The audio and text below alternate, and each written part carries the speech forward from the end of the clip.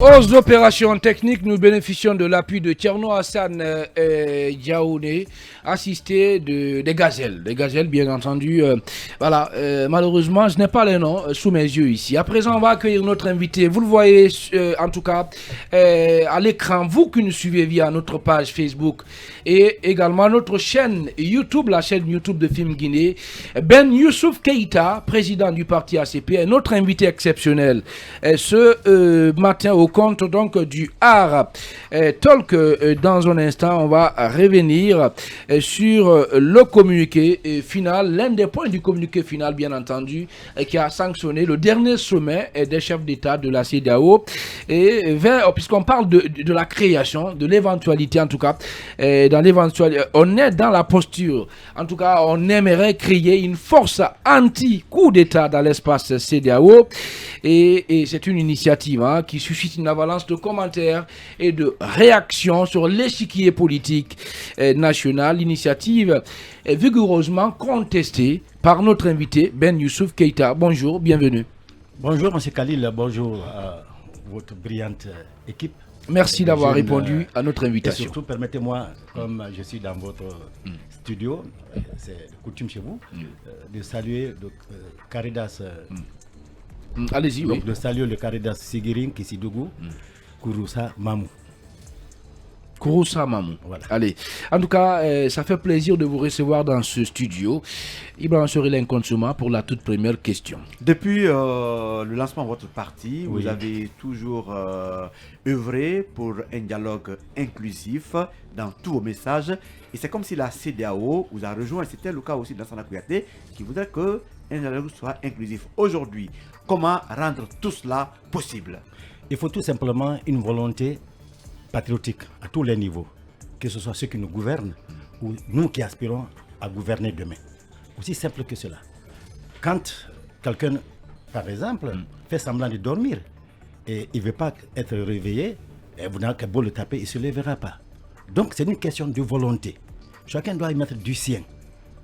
Pourquoi? Parce que c'est la Guinée qui gagne. La Guinée reste, elle demeure. Nous, les hommes, nous passerons. Avant nous, il y avait nos grands-parents et nos parents. Demain, ce sera nos fils et nos petits-fils. Mais la Guinée demeurera. Donc nous devons mettre la Guinée au-dessus de tout.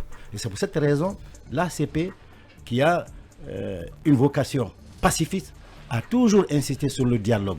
Parce qu'il n'y a pas de meilleure manière d'aller à une confrontation que le manque de dialogue. Comme on dit, il n'y a pas de meilleure manière d'aller à la guerre que de couper le pont.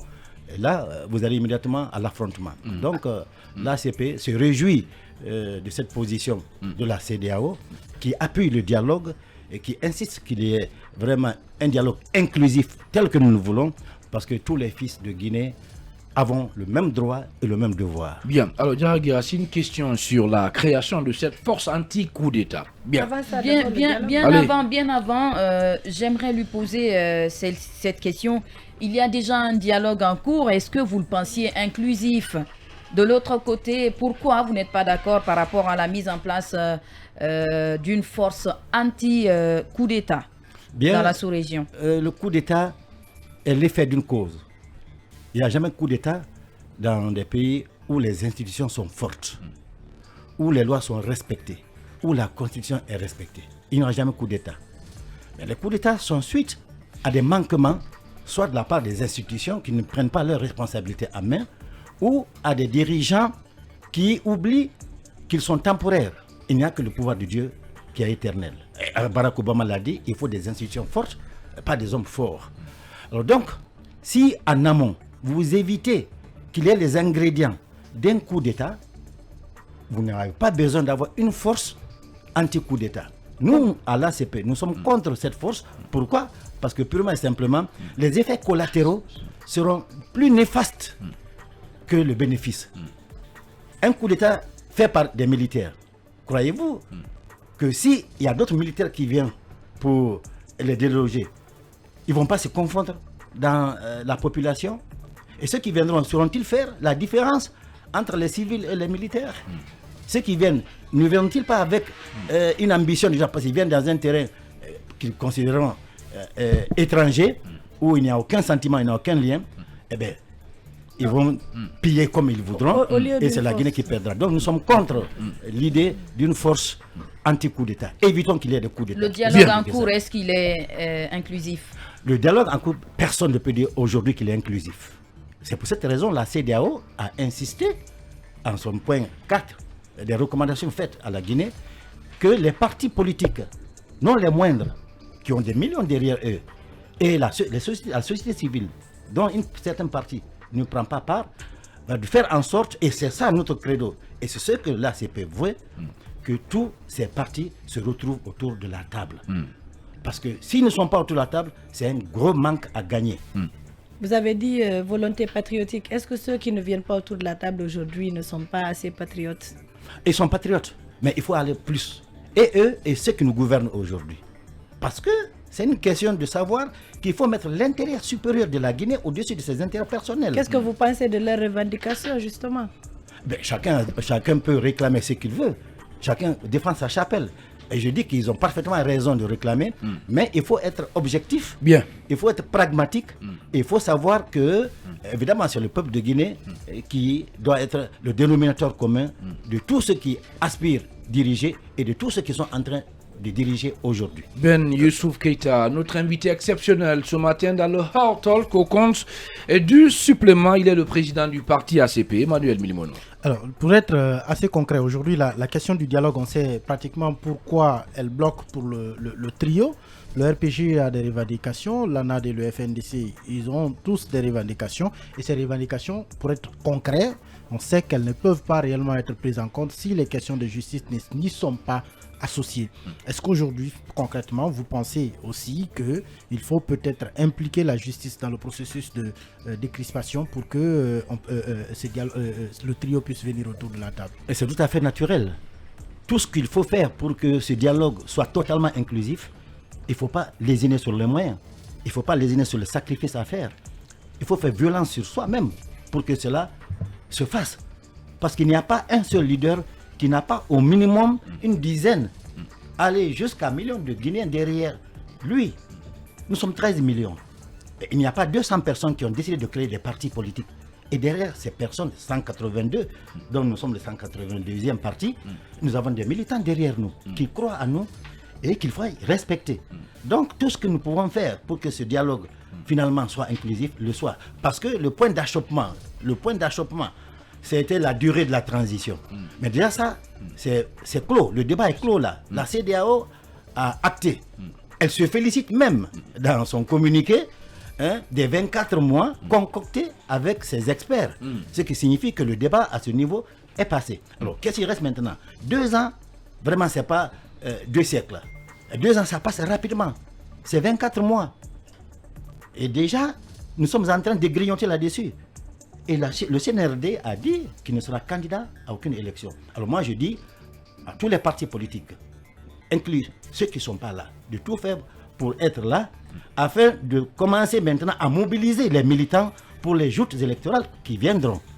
Pas maintenant de discussion de chapelle, voilà, il faut libérer tel, alors il faut diminuer ceci, il faut faire cela. Non, ne confondons pas l'exécutif au judiciaire et au législatif. Bien, Mamadou Baldé. Monsieur Keïta, moi je reviens sur cette force annoncée de la CEDEAO. Est-ce que vous ne pensez pas que c'est une force dissuasive qui va quand même tuer dans l'œuf toute velléité de la part des militaires de faire une irruption dans le champ politique? Déjà, la manière de perdre une guerre, c'est d'annoncer à votre adversaire votre stratégie. Comment vous allez vous battre? Évidemment. Maintenant, quelle force il faut mettre en place, puisque tout à l'heure vous avez dit qu'il faudrait, par exemple, vous avez parlé des changements de constitution et tout. Quelle force il faudrait mettre en place pour empêcher maintenant à ce qu'on crée, par exemple, cette force anti-coup d'État? Il n'y a aucune force à mettre, aucune force militaire ou armée à mettre en place. Il faut purement et simplement renforcer les principes de la CEDEAO. Si vous avez souscrit librement à une institution, il faut respecter les règles de cette institution. Pour que cette institution ne fasse pas 2 poids, 2 mesures. Mais les hommes... Et qu'elle voit vraiment l'intérêt des peuples au lieu de l'intérêt des dirigeants. Si la CEDEAO, revenons à notre cas, si la CEDEAO avait pris toutes ses responsabilités pour éviter le coup d'État constitutionnel qui est arrivé chez nous, il n'y aurait pas de coup d'État militaire. Allez-y, continuez. Vous comprenez? Il n'y aurait pas de coup d'État militaire.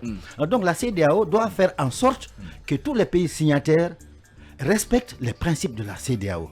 Une constitution est faite. Il n'y avait pas plus belle constitution que la constitution de 2010. Vous vous souvenez, j'ai été syndicaliste de la parole femme de Hadja Rabiatou Sira Diallo qui a dit que l'article 10 de la constitution de 2010 était bloqué et que la clé est jetée en mer. Ça signifie que c'était verrouillé. Mais mon oncle Alpha Condé l'a déverrouillé. Pourquoi? Parce que c'était un homme fort. On n'a pas besoin d'hommes forts, on a besoin d'institutions fortes. Donc la CEDEAO doit avoir des institutions fortes pour évidemment faire en sorte qu'il n'y ait plus de coup d'État. Bien. Mais la force armée, nous ne sommes pas pour, parce que les dégâts collatéraux seront plus nombreux que les avantages qu'on gagnera. Alors docteur, nous savons tous que les coups d'État mettent les pays africains dans un perpétuel recommencement au point où certains penseraient que le problème se trouverait justement dans nos textes de loi. Est-ce qu'aujourd'hui il ne serait pas judicieux de justement faire en sorte que les textes de loi soient adaptés au contexte africain pour justement éviter les coups d'État? Oui, Madame Guirassy, vous avez parfaitement raison. La politique, comme l'administration et tout comme le peuple, c'est évolutif. Ce qui était valable il y a 20 ans n'est plus valable aujourd'hui. Et donc, on doit s'adapter à l'évolution de la société. Alors donc, comme vous avez dit, il faut mettre sur place les thèmes et les règlements ainsi que les constitutions qui s'adaptent à la réalité de chaque pays. Les pays qui respectent les constitutions, c'est-à-dire les lois fondamentales, sont des pays aujourd'hui tranquilles. Vous prenez le Ghana, il n'y a jamais question de coup d'État au Ghana. Vous prenez l'Ouganda, il n'y a jamais question de coup d'État là-bas. Quand vous prenez... Même... Après les premiers coups d'État, oui, parce qu'ils ont réussi à mettre le Sénégal à côté. Voilà, quand vous, exactement. D'où l'importance de réussir les transitions. Exactement, d'où l'importance de réussir les transitions, M. Milimono. Alors pour cette raison, une fois de plus, il faut que tous dirigeants, ceux qui nous ont dirigés le savent déjà, parce qu'ils ont goûté au pouvoir, ils ont lâché, ils savent que le pouvoir n'est pas éternel. Ceux qui nous dirigent aujourd'hui doivent savoir qu'un jour aussi, ils partiront. Et ceux qui viendront demain doivent savoir qu'ils ont un temps aussi et ils partiront. Donc pour cela, nous devons une fois de plus penser à la population, penser à la souffrance du peuple de Guinée qui, à 70%, est rural. Ils ne vous écoutent pas, ils n'ont pas de lumière, ils n'ont pas d'eau, mais nous venons de là. Et tout ce que nous ferons pour encore enfoncer notre pays plus bas, ce sont eux qui tireront les conseils et les malédictions nous suivront. Parce qu'ils nous ont mis à l'école pour les sortir de cette misère. Nous ne devons pas les enfoncer davantage dans la misère. Ben Youssouf Keïta, vous l'avez compris, président de l'ACP, notre invité ce matin au compte du supplément. Avec lui, nous parlons essentiellement de l'actualité politique fortement dominée, vous le savez, également par les dernières conclusions du sommet de la CEDEAO tenu dimanche dernier à Abuja. Ibrahima Chouri Lincoln. Alors, docteur, je dis docteur parce qu'il est médecin, hein, ça il faut le dire. Un grand médecin. Grand médecin. Oui. Et docteur, le sommet de la CEDEAO, dans sa conclusion, parle également du démarrage de la transition. Bien. Si, en tout cas, dans les négociations avec une commission technique, le président voudrait que ce soit en janvier, les conclusions demandent à démarrer maintenant et immédiatement. Comment comprenez-vous cela? Et en bonus, est-ce que Dr Ben Youssouf Keïta, honorable Dr Ben Youssouf Keïta, sera candidat en 2000 à la fin de la transition? Inch'Allah, le parti ACP sera candidat. Et j'espère que le parti ACP me présentera comme le candidat à la présidentielle.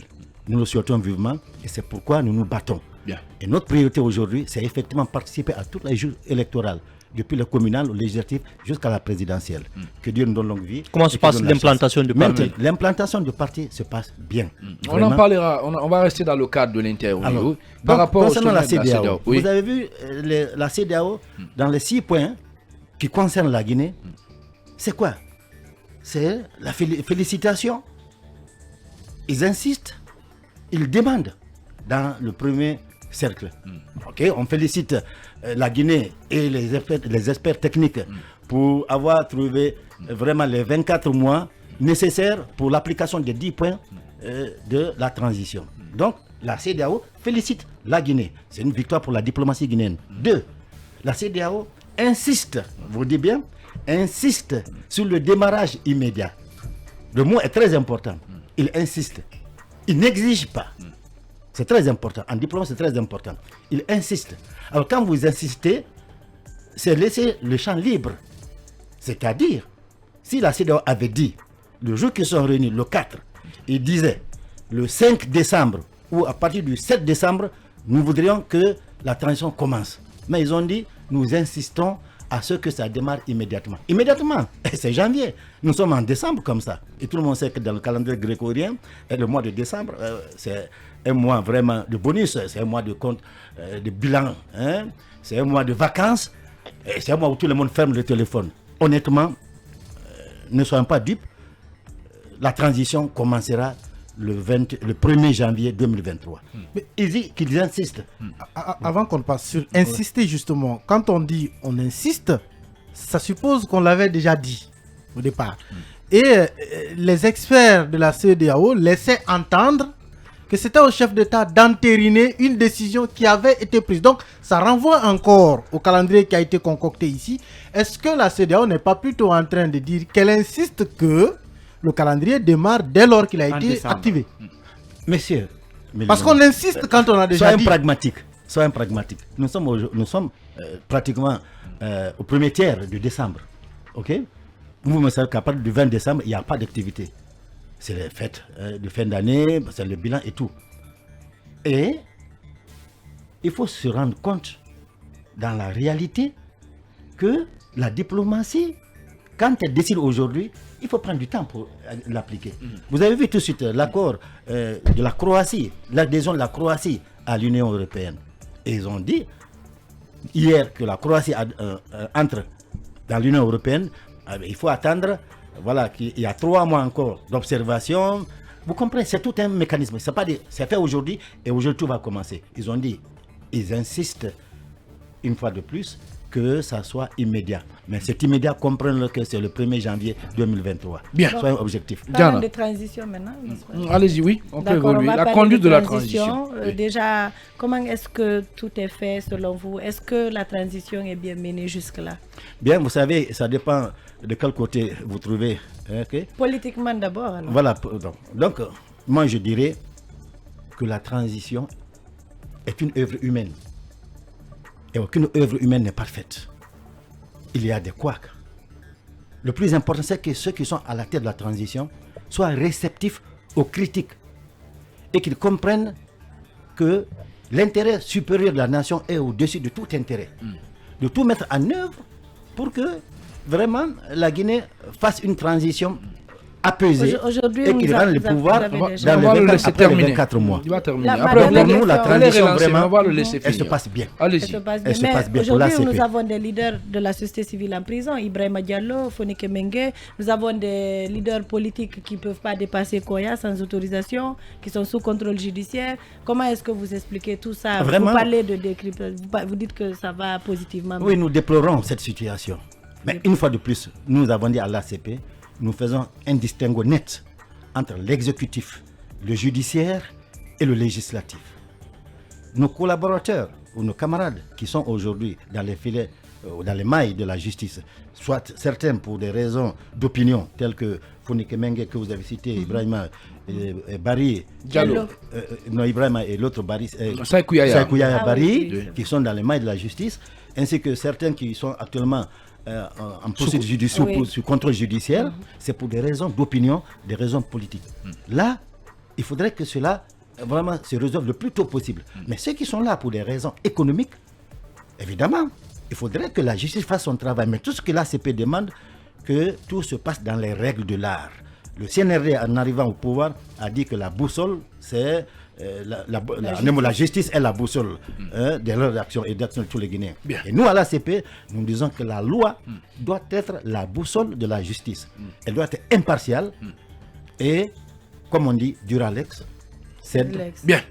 Diarra Guirassy. Alors, avec tout ce qui est enregistré, les couacs enregistrés, est-ce que cette transition telle que déroulée œuvre comme le veulent les autorités de la transition à éviter une autre transition au pays? Vraiment, nous tous, nous devons œuvrer à cela. Pourquoi? Parce que nous connaissons comment la transition du 5 septembre est arrivée. C'était suite vraiment à des problèmes socio-politiques, des manifestations, vous comprenez, des grèves, et en un mot, une campagne qui a fait en sorte qu'il n'y avait pas de stabilité. Et finalement, les militaires en ont profité. Si nous reprenons les mêmes choses, on dit les mêmes causes produisent les mêmes effets. Ça, c'est la loi de la physique. Alors si nous continuons, par exemple, aujourd'hui, Dieu merci, la situation est calme, on ne parle plus de grève, on ne parle plus de manifestations, et surtout nous sommes situés sur la durée, 2 ans. Alors moi, et surtout l'ACP, que je dirige, plaide auprès de tous les Guinéens de faire en sorte que ces 2 mois, ces 2 années se passent calmement, que ce soit une trêve politique, afin que chacun soit préparé à des élections inclusives, je dis bien inclusives. Tous les partis politiques doivent concourir aux élections, que ce soit communales, législatives et présidentielles, sans exclusive. Une dernière question, Mamadia Baldé. Malheureusement, on est pris par le temps, Diarra Guirassy. La question n'a pas été répondue, en tout cas, je l'ai bien écoutée. Est-ce que cette transition est la dernière, vu comment les choses se déroulent sur le terrain? Oui, Madame Guirassy, je ne peux pas aller dans la boule de cristal. Mon souhait, c'est que ce soit c'est ce que les gens disent, en fait. Non, c'est ce que nous souhaitons que ce soit la dernière. Et œuvrons que ce soit la dernière. Si nous n'ouvrons pas, si nous continuons à mettre, à nous chamailler, eh bien, un 3e larron ou un 4e larron viendra encore. Et cela ne fera que retarder le pays. Les coups d'État retardent toujours les pays. Donc, nous ne souhaitons pas. Espérons et nous voulons et nous sommes sûrs que cette transition sera la dernière.